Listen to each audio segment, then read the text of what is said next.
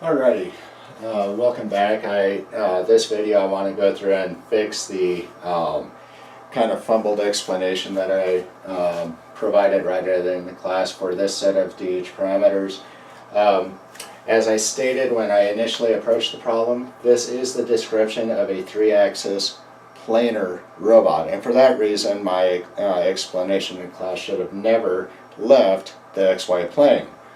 What we see is that since our link twist is 0 in all cases, we're never rotating off of the XY plane, and therefore we should be expressing everything in the XY plane. So with this, let me go through real quick and provide a step-by-step explanation of what's going on in this particular set of DH parameters. So as you can see, let me fix that real quick.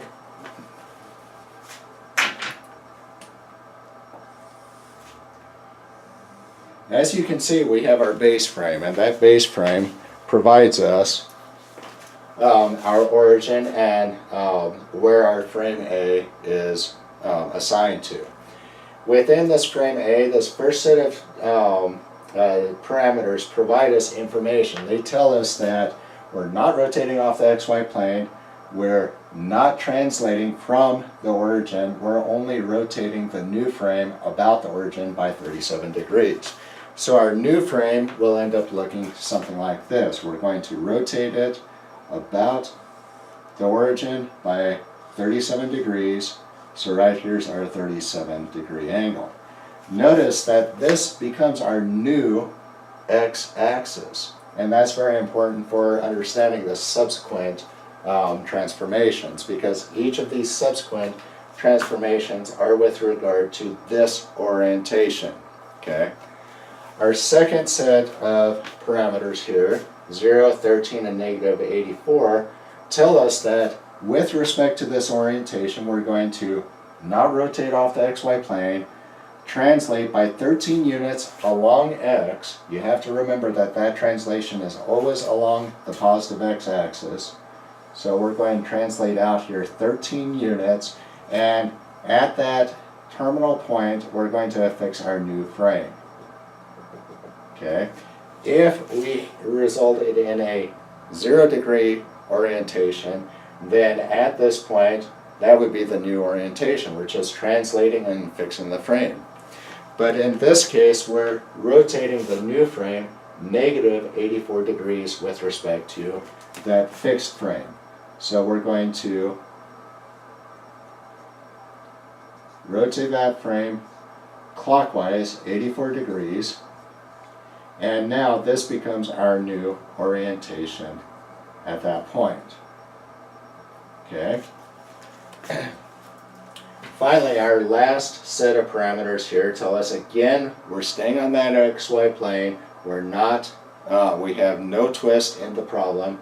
We're translating along our new x-axis by 7 units. So we're coming along the new x-axis by 7 units. And affixing our frame.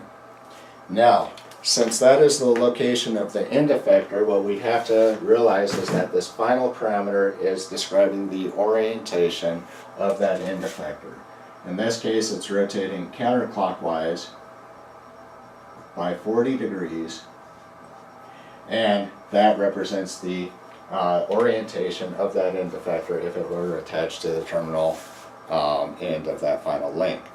So I hope this gives you guys a better understanding of what these DH parameters are doing, at least when we're talking about planar robots. Tomorrow, when we provide a description of the spatial robots, we'll go through and look at the same thing, but in terms of 3 dimensions.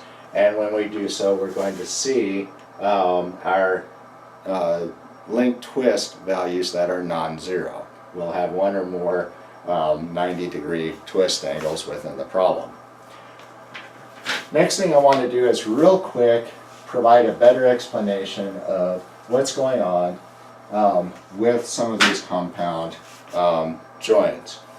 So for, in particular, what I want to do is quickly address the situation when we have our X, Y, and Z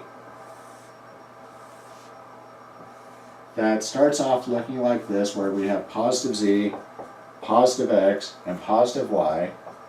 And we want to get to the point where our z is pointing in the direction of x. Essentially what we want to do is perform a rotation about y.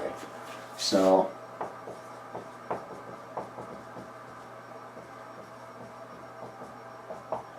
the problem with this comes in that we, as I stated in class, do not include a rotation about y anywhere in our DH parameters. And that is where the challenge is. So what we want to do is, since we know that a joint always rotates about the z-axis, we want to get the z-axis pointing in the x-axis. So we want to bring the z-axis down so that we have our z prime, that's our new z, followed by our new x. So that's the entire goal of this transformation.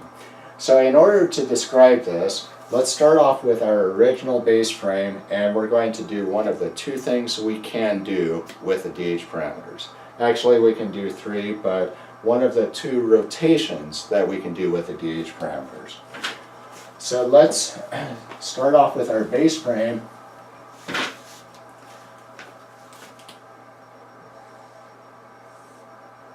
Right here, this is our positive x, positive y, and positive z. And with that, then, we know that one of the two rotations we can do is a rotation about x. And in fact, that's the angled or the link twist that we've talked about several times now. So when we do a rotation about x, we're going through and rotating about x like that. If we go through and use our right-hand rule, point in the direction of positive x, and look at the direction that we're rolling our fingers around, we can see that in fact that rotation represents a positive angle. So as we're rolling our hand around, this is the direction of a positive rotation. So if we rotate about x by 90 degrees, positive 90 degrees, what we see is that our positive z rotates 90 degrees and becomes positive z prime. I'm just calling it z prime to distinguish it from z. Then our y, our positive y, rotates 90 degrees in the same direction and becomes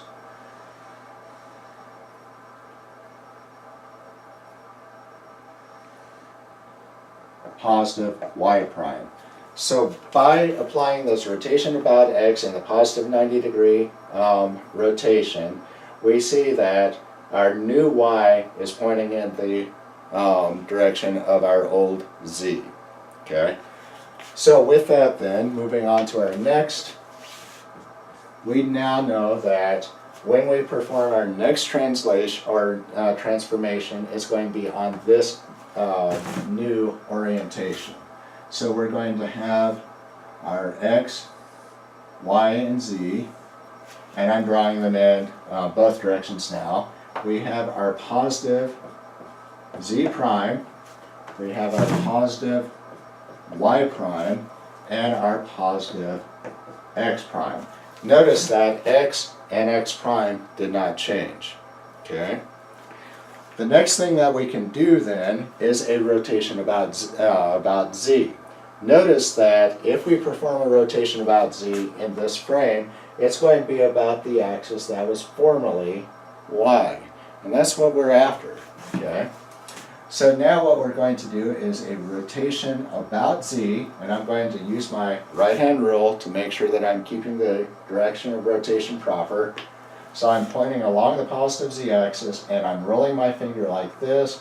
That means that as I'm rolling my finger, this, let me make sure, rolling around like that. I'm sorry, that is backwards. So rolling around I'm having a hard time visualizing this. On around, no, that was correct. Looks something like that. So if we do a rotation about Z of a 90-degree angle, what we see then is we're going to rotate our X prime up. So this will become our X double prime. We will rotate our Z by 90 degrees. This will become, our Y prime by 90 degrees. This will become our Y double prime. And our Z is unaffected because it's the axis that we're rotating about. Now remember, the entire thing that we were trying to achieve is we were trying to get our Z axis pointing here, because that's the axis that we're rotating about when we have a revolute joint. So with that then, our next step is we're going to take our rotated frame, our now double rotated frame, and we're going to go through and represent that.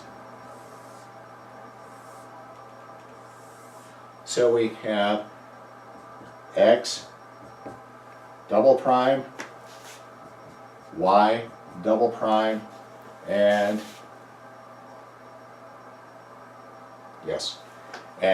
Z double prime. Now, we did a X rotation, we did a Z rotation. Well, we only have those two options to do, so we're going to do a subsequent X rotation. So this is going to be a rotation about X, again, of positive 90 degrees. Okay, notice now the orientation of X. X is now pointing up, and if we look at our right-hand rule, point our thumb up towards the positive X-axis, we see that a positive rotation would be in that orientation about the X-axis. So what this means then is that when we perform a positive 90-degree rotation about our X-axis, our Z prime rotates to our final Z position. I know that's getting irritating, but I'll call that triple prime. Our new Y positive rotates on over to here, Y triple prime, and we have done it.